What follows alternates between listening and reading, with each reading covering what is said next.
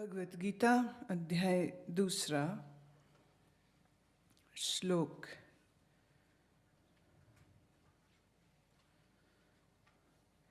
एषा ते विहिता सांख्ये बुद्धिर्योगे त्विमां ऋणु बुद्ध्या युक्तो यया पार्थ कर्मबन्धं प्रहास्यसि।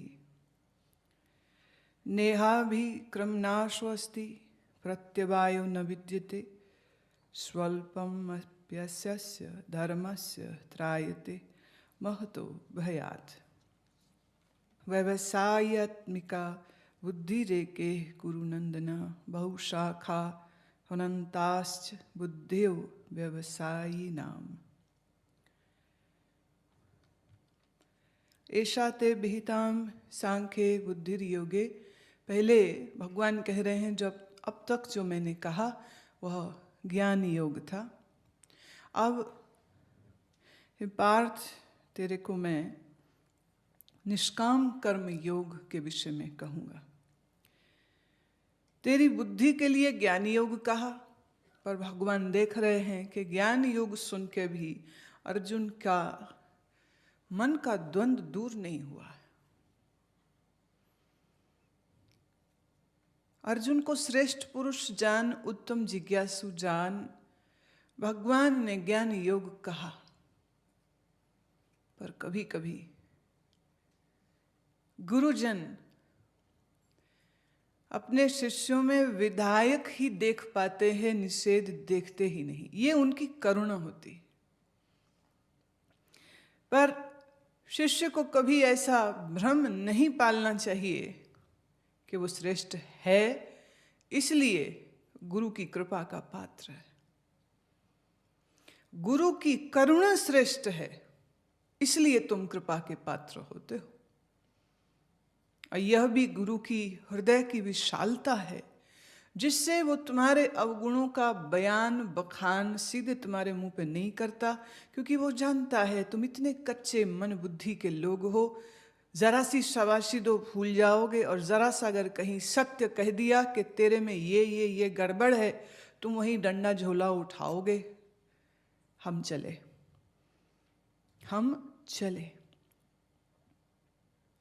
गुरु को अतीव धैर्य धारण करना पड़ता है। उसका धैर्य कहते जितनी धरती है, बस समझिए धरती जितना ही उसकी शक्ति होती। धरती सब बर्दाश्त करती। कोई इसकी छाती को खोद दे, चीर दे, हल चलाए तो भी फसल, फल, फूल प्रदान करती।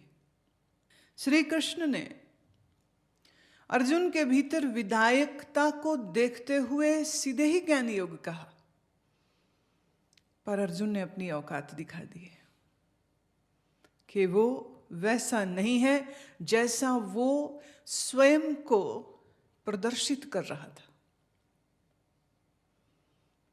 कृष्ण एक भी बात ऐसी नहीं कहेंगे जो उपयुक्त ना हो, समसायिक ना हो और जिसकी आवश्यकता ना हो। एक कुशल चिकित्सक की भांति वो अर्जुन की देह, भाव, भावनाओं सबका निरीक्षण कर रहे, उसकी प्राण ऊर्जा का भी निरीक्षण कर रहे। कहाँ वो संकुचित होता है, कहाँ वो बदलता है, कहाँ उसकी आंखों में तैर आता है भय, कहाँ उसके चेहरे पर तैर आते हैं प्रश्न। सत्य तो यह है, इस बात को मैं इतने पुरजोर ढंग से अनुमोदित करूंगी क्योंकि ये तो मेरा अपना अनुभव है। जहां ही ब्रह्म विद्या के उन श्रेष्ठ तत्वों का वर्णन किया, वहीं तुम्हारे चेहरों के ऊपर एक बड़ा सा प्रश्न चिन्ह लिखा आ जाता है कि ये क्या बोल रहा है।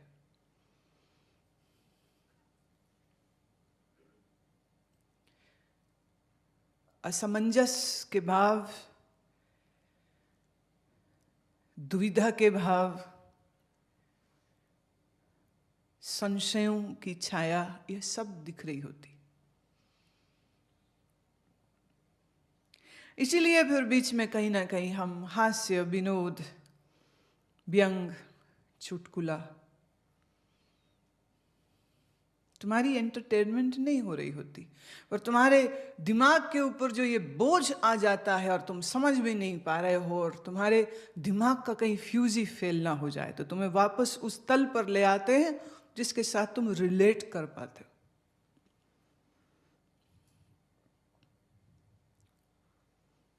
भगवान बस वही कह रहे हैं कि ज्ञान योग कहा तुझसे, पर अब इमाम योगे रिनु, अब तू सुन।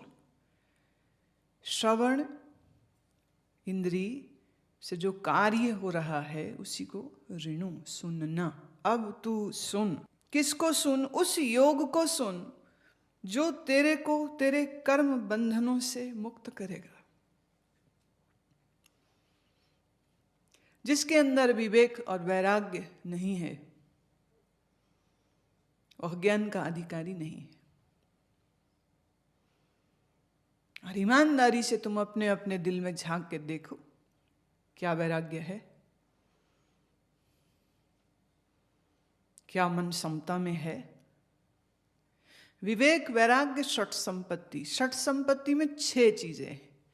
पहली है समता, मन सम रहे, किसी से द्वेष नहीं, किसी से राग नहीं।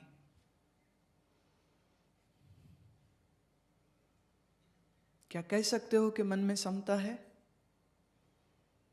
दम, इंद्रियों का निग्रह। इंद्रियां मुंहजोर नहीं है जिसकी।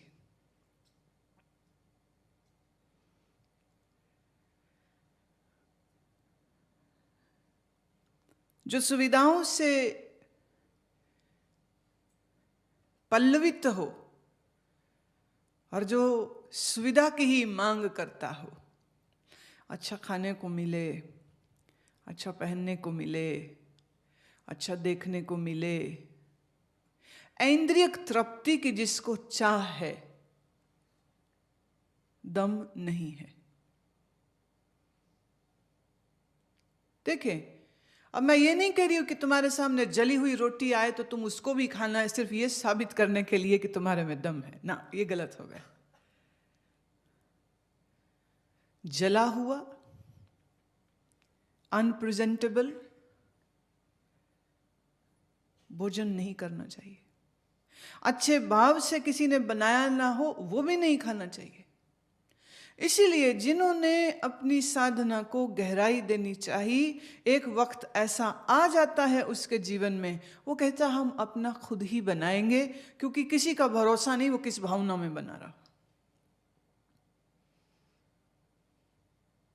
है। भरोसा किसी का?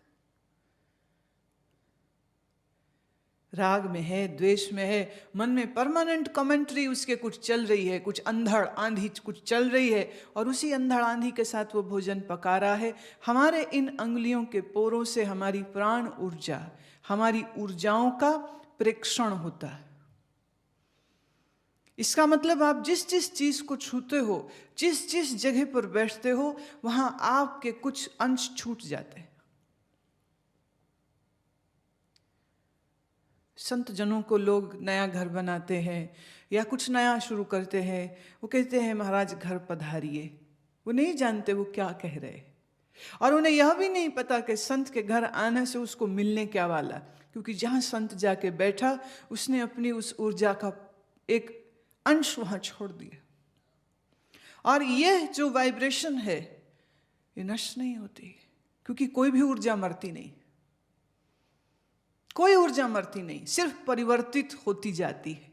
Chemical energy will change into mechanical, the electrical energy can change into another form, energy just keeps on changing it's form.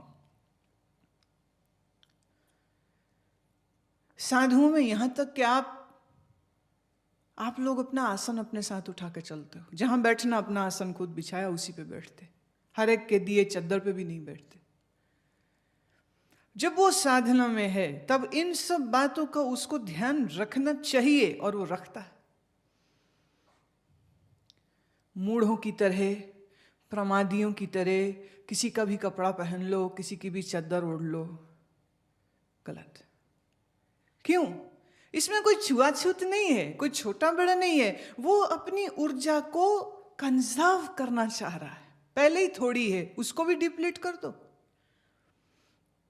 और खास करके भोजन बहुत महत्वपूर्ण है, बहुत महत्वपूर्ण है। और आपका भोजन कौन पका रहा है, याद रखना, अनजाने में तुम उसके विकार शायद स्वीकार कर जाओगे। विकार।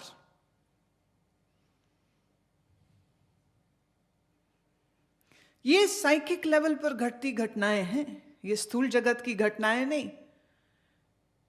तुम किसी माइक्रोस्कोप से इसे देख नहीं पाओगे, परंतु किरलियन कैमरा से देख पाओगे।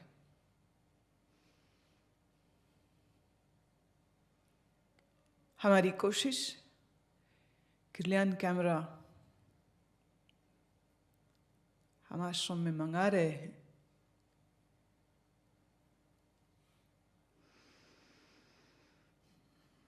शायद मूढ़ों को उनकी मूढ़ता का सर्टिफिकेट मिल जाएगा फिर उससे। और शायद फिर यह भी है कि गीता जैसे श्रेष्ठ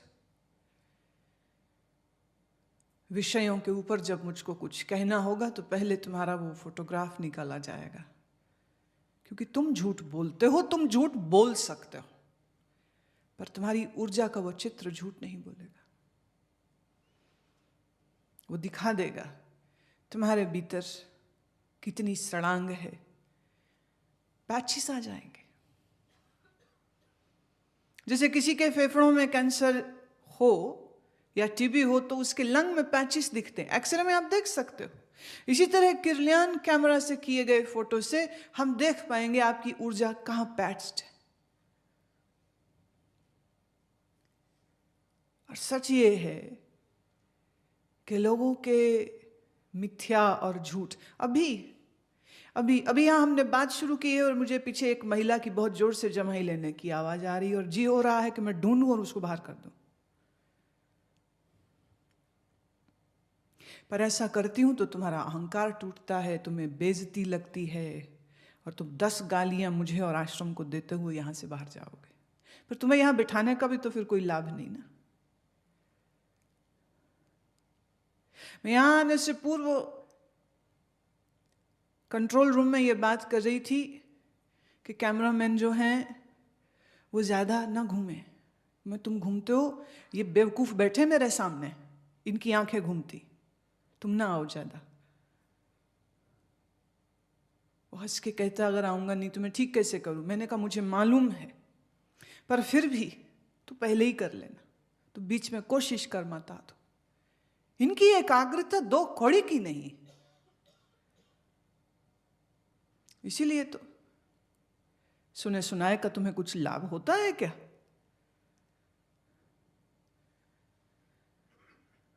मात्र 0.2% ही शायद तुम एब्जॉर्ब कर पाते हो, बाकी तुम्हारा ध्यान यहां वहां यहां वहां यहां वहां घूमता ही रहता है। कोई तुम्हारी चुगली खा रहा हो और तुम्हें पता हो, तुम्हें ना उस समय जमाई आएगी ना खांसी आएगी, कुछ नहीं आना उस समय। तुम्हारा पूरा शरीर करोड़ों कानों वाला हो जाएगा कि मैं सुन लूं ये क्या बोलता है। और ज्ञान के लिए तुम्हारी इतनी भी भूख नहीं। और शायद ऐसे ही कुछ लक्षण अर्जुन में दिख रहे होंगे, इसलिए भगवान कहते अब तू कर्म के बारे में सुन, अभी तू तैयार नहीं। धीरे धीरे तैयारी कराएंगे, धीरे धीरे कराएंगे और फिर कुछ समय बाद फिर किन्हीं अध्यायों में फिर ऐसी गहरी बातें बोलेंगे भगवान।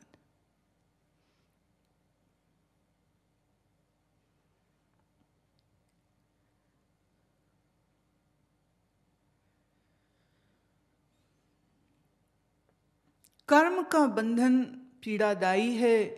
कर्म के विधान से मनुष्य का मन सुख और दुख, संजोग और विजोग को अनुभव करता है और इन्हीं दोनों के कारण बहुत पीड़ा भी पाता है। आप किसी से अलग नहीं होना चाहते, अलग हो जाते हो। आप किसी को मिलना नहीं चाहते हो, ऐसों को मिल रहे हो। आप शत्रुओं से दूर रहना चाहते हो, शत्रु रोज मिल रहे हैं। आप मित्रों के समीप रहना चाहते हो, मित्रों से वियोग हो जाता है। कर्म, कर्म का फल, कर्म के बंधन बड़े गहरे हैं और कहीं न कहीं अर्जुन की पीड़ा के पीछे यही भय है कि इस पाप कर्म को करके मैं महाबंधन और महादुख में घिर जाऊंगा। इसी कारण वो कहता है मैं युद्ध नहीं करूंगा। इसमें द्रोण और भीम इत्यादि भाइयों और पितामह के लिए प्रेम और श्रद्धा या आसक्ति भी कम है, ज्यादा फिक्र अर्जुन को अपने कर्म बंधन की है। मेरा किया गया कर्म मेरे ही पास लौट के आएगा। मैंने किसकी वजह से किया, वजह का शोध प्रकृति नहीं करेगी। भगवान कहते हैं इस निष्काम कर्म योग को तू सुन मुझसे और जान कि इस निष्काम कर्म योग का बीज नाश नहीं है, अर्थात इसमें जो अनुरक्त होते हैं ना लोग, उनको कभी कुछ नुकसान नहीं होता, कोई दोष नहीं लगता, प्रत्यवाय उल्टा पुल्टा कोई दोष नहीं लगता। आप देखो ना, आप शुभ कर्म कोई करने जाओ, दान यज्ञ तप, कुछ तो उसमें एक विधि है, विधान है। अगर आपका विधि विधान गलत हो गया तो किया कराया सब बेकार हो जाएगा। आपने सारा यज्ञ बहुत बढ़िया किया, खूब खर्चा किया, और जहां पूर्णाहुति का समय आया आपको किसी बात पे कहिए गुस्सा आ गया और आप पंडित किसी के साथ आप भिड़ गए, और पंडित कहता ये रहा तेरा यज्ञ पे कर। ऐसी कोई अनफॉर्चुनेट स्थिति खड़ी हो जाए, किया कराया खराब। आपने घर में कीर्तन रखाया, सब लोगों को बुलाया, किसी छोटी सी बात पर किसी से झगड़ा हो गया, झगड़ा इतना बढ़ गया, कीर्तन रह गया एक किनारे, लोग लड़ रहे हैं। एक आदमी कहता है मैं सब कुछ त्याग के भगवान की खोज करूंगा, सत्य की साधना करूंगा, और सत्य की साधना भी शुरू ही हुई थी कि मन अपने ही किसी गुरु के शिष्य में भिड़ गया, अब वही अच्छा लग रहा है, अब उसके साथ बैठ जाऊं, उससे बात कर लूं, उसी से आसक्ति, उसी से मोह हो गया। न गुरु याद रहा न साधना, चाले थे हरि भजन को, बीचे अटके उचित। ये मन बड़ा विचित्र है। और मैं फिर कह दूं, डरना चाहिए अपने इस मन से और डरना चाहिए अपने चित्त से। क्यों? तुम्हारे चित्त का कौन सा संस्कार कब जागृत होके तुम्हें पथ भ्रष्ट कर देगा तुम नहीं जानते हो। इस ख्याल में मत रहिए कि जो गुरु के समक्ष आ गया या जो गुरु के सानिध्य में आ गया वो बिगड़ नहीं सकता। जय विजय विष्णु की सेवा में ही थे, और वहीं रहते हुए, उसी सेवा में रहते हुए उन्हें सप्त ऋषियों का यह श्राप मिला था कि अब तुम यहां न रहोगे। सेवा करके अभिमानी हो गया, ऐसा मूड है तू, जा अब तू दूर रहेगा। क्षमा याचना कर करके कहा कुछ तो मार्ग दीजिए, दूर यूं ना कर दीजिए हमको, हमारे प्राणनाथ हैं वो। तो कहा ठीक है, भक्ति करो तो 7 जन्म, दुश्मनी करो तो 3 जन्म। अब जिसको पूजते हो उससे शत्रुता करना क्या आसान चीज है?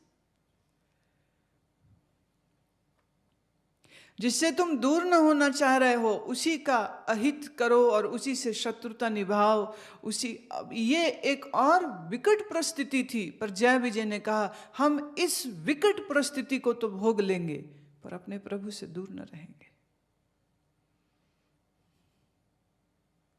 संभल के चल। कबीर का पद है, कबीर कहते गुरु जी माने माने डर लागो भाई, दीन रोज हो दीन रोज। गुरु जी माने माने डर लागो भाई, दीन रोज हो दीन रोज। दीन रोज हो दीन रोज। एक दीन रोज गुरुजी मारा मन भागो भाई, दीन रोज हो दीन रोज, दीन रोज हो दीन रोज। दिन रात डर लगता है, कब ये मन भाग जाए कुछ भरोसा नहीं इसका, गुरुजी डर लगता है। कब ये मन आसक्ति और ममता का खेल खेल ले, कब ये मन इंद्रिय सुख के खातिर इस ज्ञान के पथ को ही छोड़ दे, कब यह मन सिर्फ काम वासना की तृप्ति के लिए अपने सत्य पथ के से दूर हो जाए। जिस पथ पर पता नहीं करोड़ों जन्मों बाद चलने का अवसर हुआ था, उससे फिर भटक, फिर संसार के उसी कुचक्र में गिर न जाए, गुरुजी डर लगता है। और मुझे यह बात और भी जोर से स्पष्ट प्रतीत हो रही है, साधना में उन्नति उन्हीं की हुई जिनके पास यह डर था। जिनके यह डर नहीं रहता है ना, बिगड़ जाते हैं, प्रमादी हो जाते हैं। जिसके भीतर डर नहीं रह जाता है ना, वो सुबह जग नहीं सकता, ध्यान नहीं कर सकता, बिल्कुल नहीं। वो कहेगा मुझे दूसरों ने जगाया नहीं, उठाया नहीं, मैं इस करके नहीं उठा। वो दोष देगा मेरी घड़ी का अलार्म नहीं बजा था, मैं इसलिए नहीं उठा। घड़ी जाए भाड़ में। पुराने साधकों के पास क्या घड़ियां होती थी, मोबाइल होते थे, अलार्म होते थे? क्या था उनके पास? संकल्प होता था। अपने संकल्प की कमी को हम स्वीकार नहीं करते, हम दोष मढ़ देते हैं दूसरों के ऊपर। दूसरों ने हमें जगाया नहीं, इसलिए नहीं हम जगे। या हमारी बेईमानी ऐसे, वो पेट दुख रहा था, सर दुख रहा था, क्या दुख रहा था? मर तो नहीं गए। कैसे कह सकते हो कि पेट की जरा सी पीड़ा के कारण तुम अब बैठ नहीं सकते? बहाने, झूठ। खा सकते हो। गुरबाणी में लानत मारी, कहा त्रिग त्रिग खाया। अगर तेरा सिमरन किए बगैर मैं खाऊं, त्रिग शब्द का अर्थ होता है करोड़ बार लानत। किसी को मारो ना, करोड़ बार, तो बोले एक त्रिग।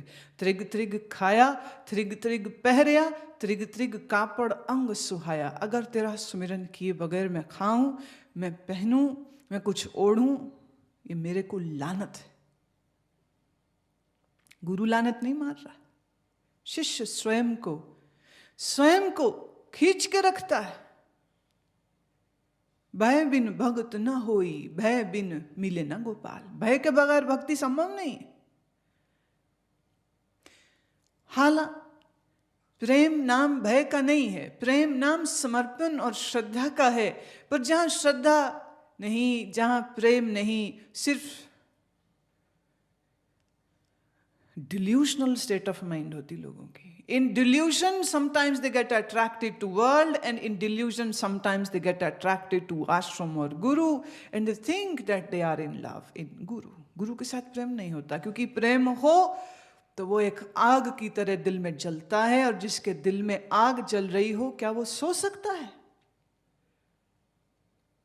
वो रोएगा कि 24 घंटे भी कम है, दिन लंबा क्यों नहीं? दिन कम है, मैं कब श्वास साधूं, कब शरीर साधूं, कब पढ़ूं, कब ध्यान लगाऊं, कैसे करूं?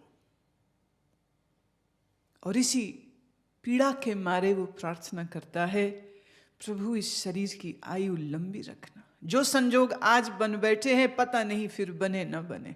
आज संजोग बने हैं, गुरु भी है, हृदय में प्यास भी है, मृत्यु ना भी आवे, रोग ना आवे, शरीर रोगी ना हो, उसके लिए वो पूरे साधन करता है।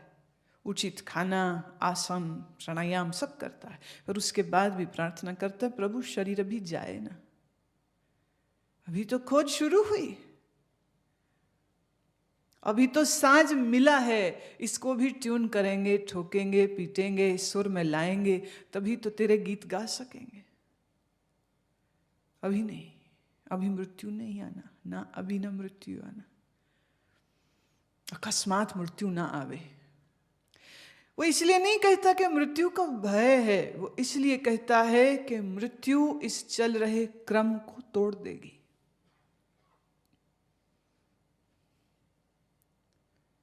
और कबीर का वचन है, अब के बिछड़े कब मिले, दूर पड़ेंगे जाए। एक बार बिछड़े तो गुरुदेव पता नहीं कहाँ जाके जन्म होगा, पता नहीं फिर कब मुलाकात हो, पता नहीं तब तक तू जीवित हो न हो, क्या मालूम क्या हो, इसलिए वो डरता है।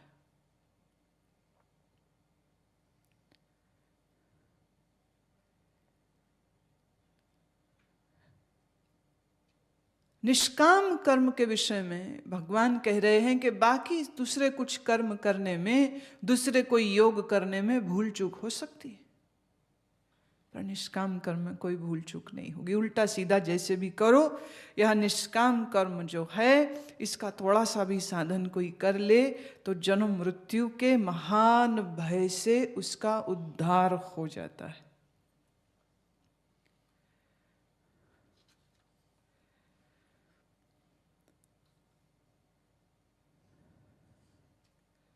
इस थोड़े से निष्काम कर्म क्या है? पर निष्काम कर्म को समझो, उसके पहले समझना पड़ेगा सकाम कर्म क्या है।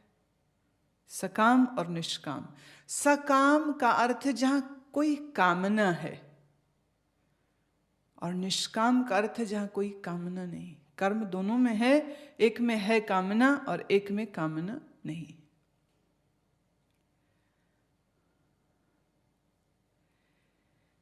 हे कुरुनंदन अर्जुन, इस बात को समझ कि इस कल्याण के मार्ग पर निश्चय पूर्वक तुम्हारी बुद्धि चल सके, इसलिए ये कहता हूं कि सत्य का पथ एक ही होता है सभी साधकों के लिए। निष्काम कर्म भी एक सा ही है सभी के लिए, पर सकाम कर्म करने वालों की बुद्धि अलग अलग होती। निष्काम कर्म का पालन करे तो बुद्धि एक, निश्चय एक है, उसमें कोई डिग्री भी नहीं है। ऐसा नहीं कि हम थोड़े थोड़े निष्काम है और थोड़े थोड़े सकाम है, या तो आप पूरे निष्काम हो या आप नहीं हो।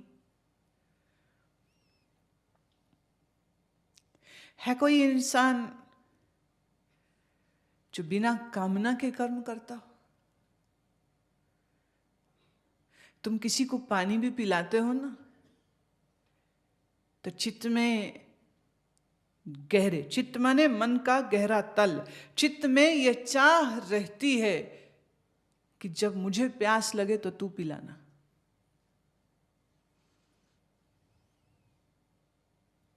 तुम किसी को पैसा भी देते हो तो ये चित्त में, मन में नहीं। मन में तो तुम, हाँ हम तो बहुत प्यार करते हैं, हम तो तुम्हारा भला चाहते हैं, हम तो दान कर रहे हैं, श्रेष्ठ कर्म कर रहे हैं, पर चित्त में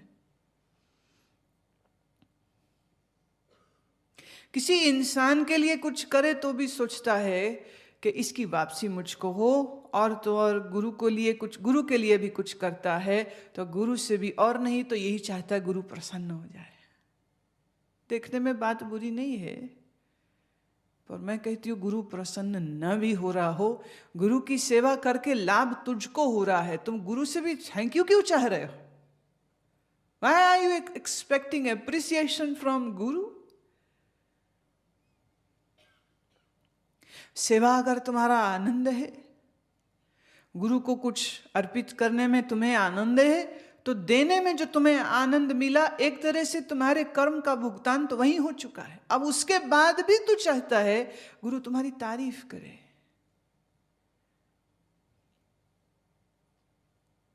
फिर कह दूं, मन के तल पर तुम्हें यह दिखेगा भी नहीं, पर चित्त में। और अगर तुम थोड़ा सा मंथन करोगे, थोड़ा सा साक्षी भाव में रहोगे, तो ये दिख भी जाएगा तुमको। क्योंकि जिस दिन गुरु ने शाबाशी न दी या तारीफ न की, या ज्यादा दिन हो जाए, तुम ढीले हो जाते हो। और तुम्हारी कमजोरी को वो जानता है, इसलिए यदा कदा बुला करके, बैठा करके अनुमोदित करता है, मुस्कुराता है, शाबाशी देता है, और तुम भूल जाते हो आप ठीक है, आप सब प्रोग्राम ठीक। It is too childish thing. और ये समर्पण का चिन्ह बिल्कुल नहीं है। समर्पण इसको नहीं कहते।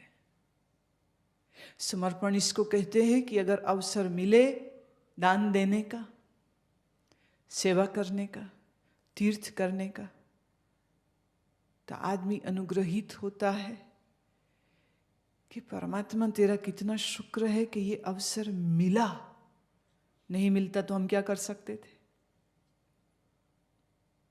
इस दुनिया में अरबों खरबों लोग हैं जो पैदा हो रहे हैं, स्कूल कॉलेजों में पढ़ रहे हैं, पैसा कमाएंगे, शादी बनाएंगे, घर बनाएंगे, बच्चे पैदा करेंगे, उनको सेट करते करते एक दिन बुढ़े हो जाएंगे, रोगी हो जाएंगे, मर जाएंगे।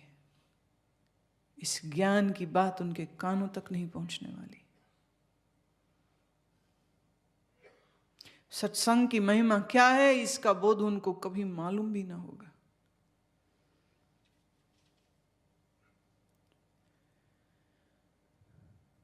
भोजन भोग भय निद्रा एह नर पशु समान। भोजन भोग भय निद्रा, भोजन खाए, भय आए, मैथुन करे, नींद में जाए, ये नर पशु है। भोजन भोग भय निद्रा यह नर पशु समान।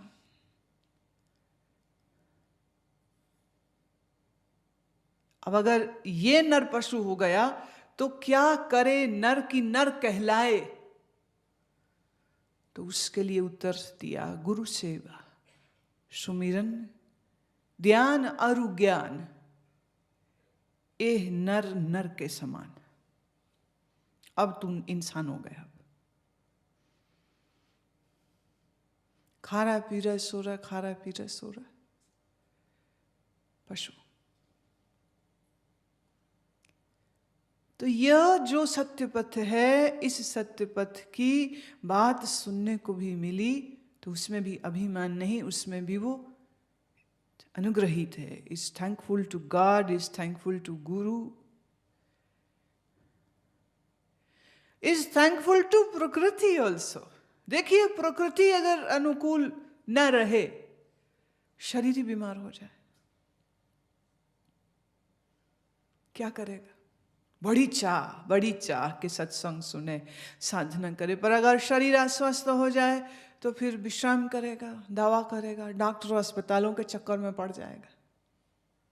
प्रकृति भी अनुकूल थी तो प्रकृति को भी वो धन्यवादी होता है। परिवार जिनके साथ रह रहा है, अगर उन्हीं में किसी सदस्य को कुछ तकलीफ हो जाए तो पारिवारिक जिम्मेदारी जो सामने आ जाएगी, तो चुनाव करना पड़ जाए कि गुरु के जाऊं कि परिवार को देखूं, और निर्णय किया कि परिवार को देखूं। गलत नहीं था वो, पर फिर भीतर पीड़ा होती कि जिस घड़ी गुरु के सानिध्य में हो सकता था, ध्यान कर सकता था। देखो, बार बार ये जो हम शिविरों के आयोजन यहां करते हैं, किस लिए? हम तुम्हें बहाने दे रहे होते हैं, क्योंकि ऐसे तो तुम आओगे नहीं, तुम्हें बहाने दे रहे होते हैं कि आओ आओ आओ, रहो।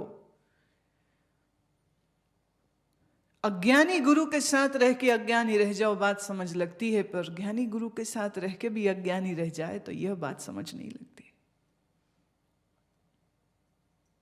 वैराग्य की कमी, विवेक की कमी जब होगी, और उससे बड़ी जिसको मोक्ष की ही चाह नहीं है, उसको ज्ञान का लाभ क्या?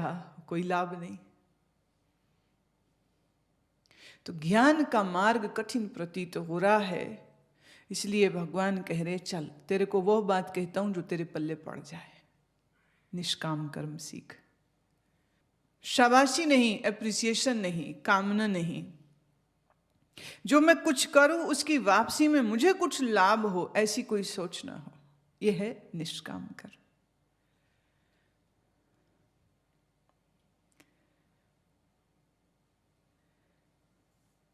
व्यवसायात्मिका बुद्धि दे के हे कुरुनंदन बहुशाखा हुनंताश्च बुद्धियो व्यवसाय नाम। अब मैं तेरे को जो कह रहा हूं इसको समझ कि ज्ञानियों की बुद्धि इस निष्काम कर्म के बारे में एक मत है, सभे सयाने एक मत, मूर्ख अपनी अपनी।